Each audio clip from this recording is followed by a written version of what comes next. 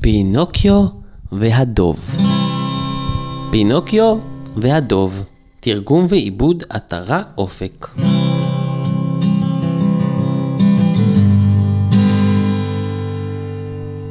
היום הוא יום היריד. פינוקיו יוצא עם הציפור שלו מרתה להסתכל בדוכנים הססגוניים. הנה תפוחים, הנה לימונים, הנה דובדבנים והנה אגסים. פתאום רואה פינוקיו משהו מפתיע מאוד. מה זה שם? גם מרתה הציפור שלו מופתעת.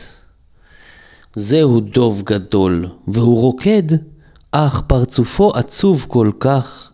אין פלא, כי אדוניו מצליף בו כל הזמן. אינני יכול לסבול זאת, אומר פינוקיו, אני אעזור לדוב המסכן.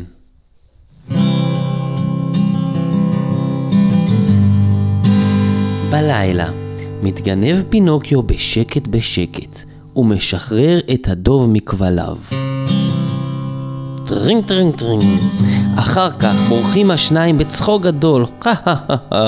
מאלף הדובים כעס כל כך.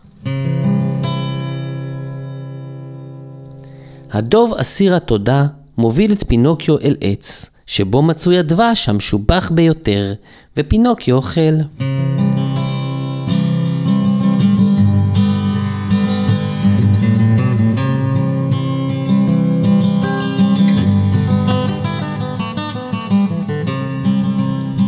בינתיים מאלף הדובים כעס כל כך וצרח, עד שהוא התפוצץ לגמרי ועל הרצפה הוא נמרח.